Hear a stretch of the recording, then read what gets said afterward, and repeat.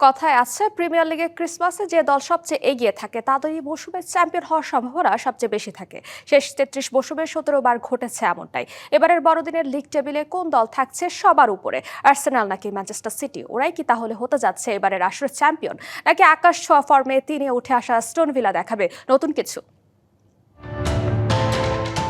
বড়দিনে টেবিলের শীর্ষে থেকেই ক্রিসমাসের ডিনার টেবিলে বসবে আর্সেনাল, কিন্তু বসবে একটু নড়ে চড়েই। কারণ দুদিন পর ২৭ ডিসেম্বরই পরিবর্তন হয়ে যেতে পারে টেবিলের চিত্র। মাত্র ২ পয়েন্ট নিয়ে টেবিলের ২-এ শিকারি ম্যান সিটি। একটি ভুল আর অমনি গানারদের গান পয়েন্টে রেখে টেবিলের শীর্ষে উঠে আসবে সিটিজেনরা। ইতিহাস বলছে নতুন নামকরণের পর ৩৩ আসরের ১৭ বারই বড়দিনে যে দল টেবিলের ১-এ ছিল তারাই মৌসুম শেষে হেসেছে বিজয়ের হাসি। কিন্তু আর্সেনালের জন্য চিত্রটা একটু ভিন্ন।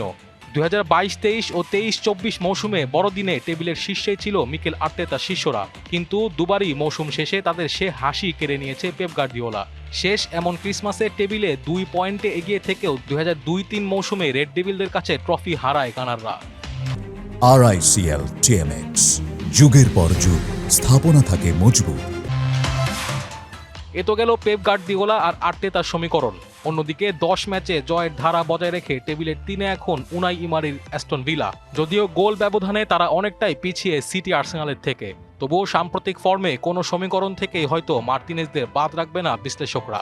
বছরের শেষ ম্যাচে মুখোমুখি হবে আর্সেনালের সাথে, সে ম্যাচেই নিজেদের ভাগ্য লিখতে পারবে লায়ন্সরা। অন্যদিকে ম্যান সিটির আছে অন্য এক রেকর্ড। শেষ দশকে ৫ বার বড়দিনে পিছিয়ে থেকেও সিটিজেনরা মৌসুম শেষ করেছে টেবিল টপার হয়ে। সর্বোচ্চ ৮ পয়েন্ট পিছিয়ে টেবিলের ৮-এ থেকেও ২০২০-২১ মৌসুমে শিরোপা তুলেছিল পেপের শিষ্যরা। ম্যান সিটিকে আদর্শ মেনেই ১০ পয়েন্ট পিছিয়ে টেবিলের ৫-এ থাকা লিভারপুল চাইবে আশায় বাঁচতে। যদিও কাগজে কলমে না হলেও শিরোপার দৌড়ে আর নেই আর্নে স্লটের শিষ্যরা। অপরদিকে মৌসুমের শুরুটা দুর্দান্ত হলেও আবারও চোখ করেছে চেলসি।